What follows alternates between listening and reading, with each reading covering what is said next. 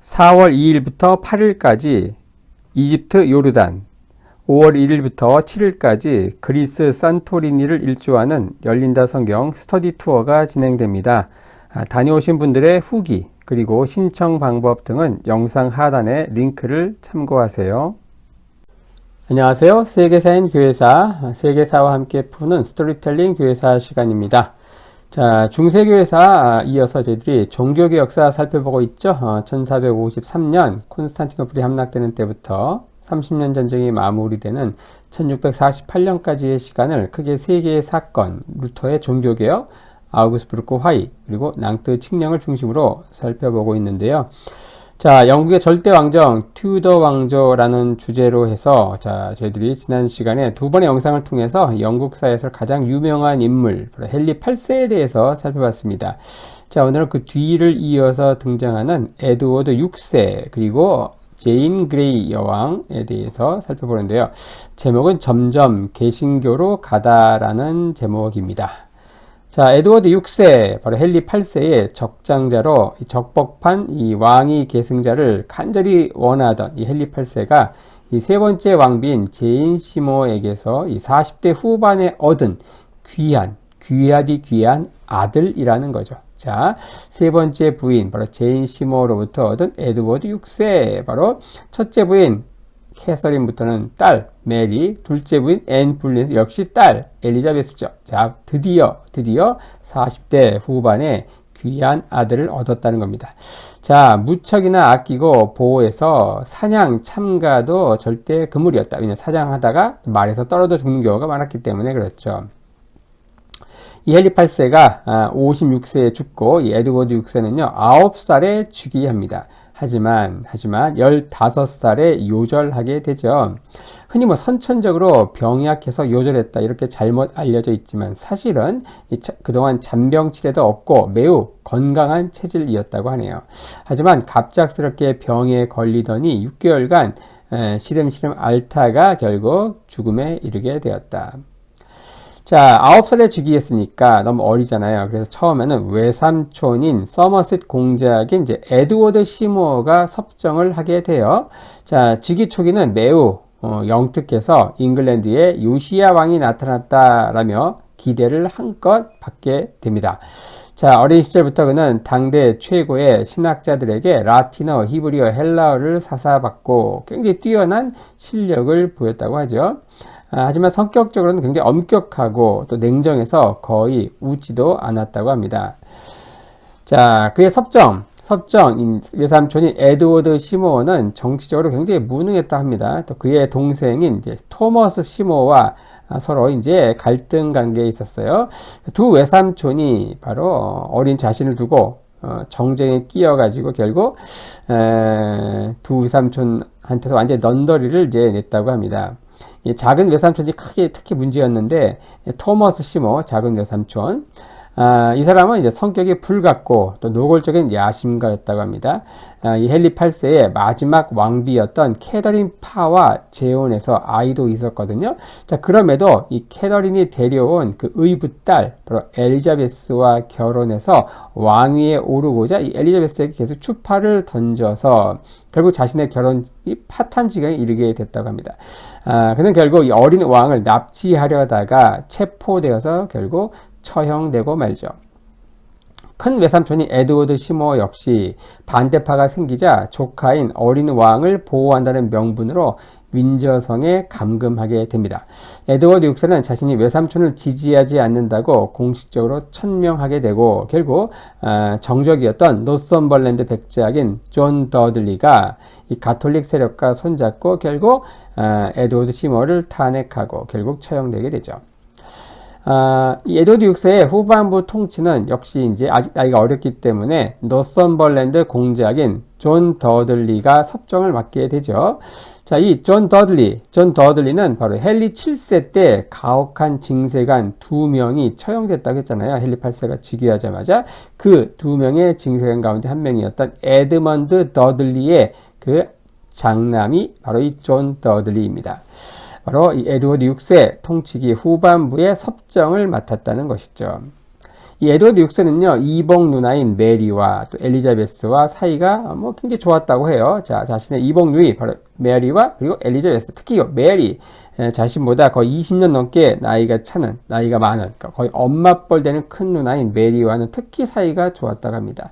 하지만 종교 문제로 갈등이 있었다고 하죠. 자, 에드워드는 칼뱅주의 교육을 받고 자란 그야말로 복음주의 계열 입장에서 본다면은 모범생 군주였어요. 반면 이 메리는 독실한 가톨릭 신자였다. 만약에 에드워드 6세가 후사를 남기지 못하면 바로 가톨릭 신자인 누나 이 메리가 왕위를 이어받아서 결국 국교회를 다시 로마 가톨릭으로 돌릴까봐 걱정을 많이 했다고 합니다. 그리고 자신이 갑작스럽게 병에 걸려서 병세가 점점 악화되고 죽음이 임박해지자 그는 승계 문서를 수정해서 이 메리를 왕위 계승권자에서 제외시킵니다. 자연스럽게 엘리자베스도 제외됐죠. 자, 그러면서 같은 개신교도인 제인 그레이에게 왕위를 넘기게 되는데, 자, 이러한 그 왕위 계승권 교란은요, 이 에드워드 6세가 죽고 나서 엄청난 분란을 이제 초래하게 됩니다. 그가 죽고 나서 메리 1세의 추종자와 그리고 제인 그레이를 내세운 이 존 더들리가 섭정이었죠. 존 더들리 세력이 한판 붙게 되는데 결국 종교를 떠나서 이 정통성에서 한참 밀렸던 이 존 더들리 진영에서 이탈자가 속출하게 됩니다. 결국 이 더들리가 뒤늦게 메리 공주에게 충성을 맹세하지만 이미 때는 늦었죠. 메리 1세는 즉위하자마자 일주일 만에 존 더들리를 이제 반역죄로 처형을 하게 됩니다. 이 에드워드 6세는 이제 15살에 요절하게 되는데, 결국 아버지였던 이 헨리 8세, 그리고 이복 누나인 메리 1세, 그리고 너무 유명하죠. 엘리자베스 1세에 비해서 그 존재감은 상당히 미미하다.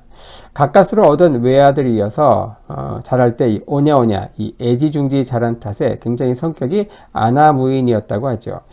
어린 나이에 왕위에 올라서 처음에는 외삼촌의 섭정, 뭐 이런 것들, 여러 권신들이 벌이는 정쟁을 가까이서 생생히 지켜보았기 때문에 성정이 무척 잔인한 편이고 또 매사에 신경질적이었다고 합니다. 그는 이제 르네상스 시대의 군주에 걸맞은 교육을 받아서 매우 총명했다고 하죠. 마크 트웨인이 왕자와 거지라는 세계적인 소설을 쓰게 되는데 거기에 실제 모델이 바로 에드워드 6세였다고 합니다.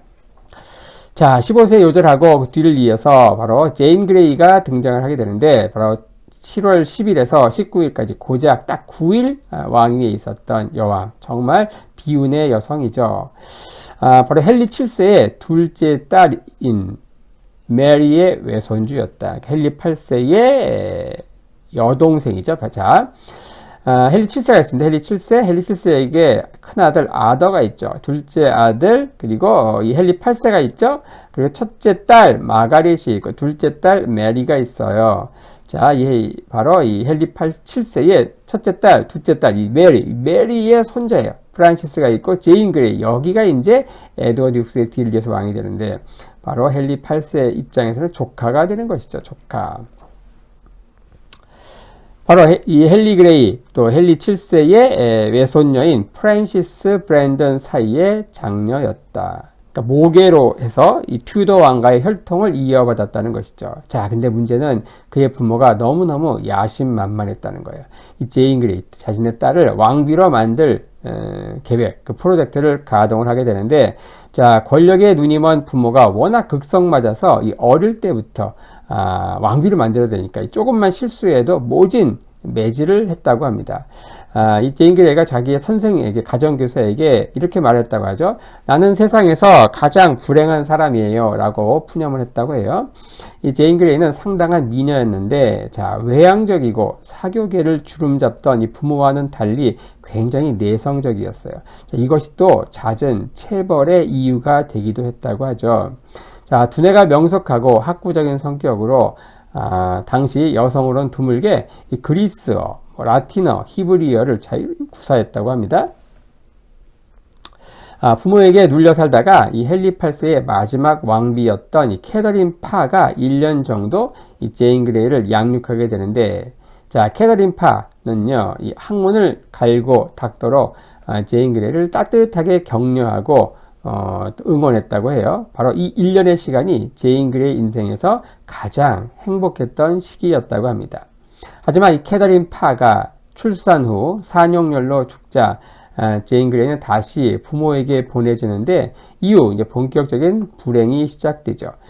이 모든 불행은 전적으로 이 부모의 탐욕에서 비롯된 건데, 자, 부모는 처음에는 자신의 딸을 이 헨리 8세의 왕비로 들이기 위해서 노력을 합니다. 하지만 헨리 8세가 이미 노령이라 실패하게 되죠.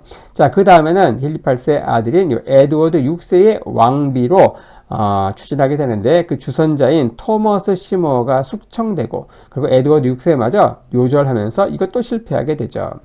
자, 그러다가 요 에드워드 6세의 후계자로 이 제인 그레이를 세우려고 하는 존 더들리, 이 존 더들리와 이 제인의 부모가 자기 딸을 이제 여왕으로 만든다고 하니까 여기는 왔다 하면서 이제 둘이 동맹을 맺게 됩니다.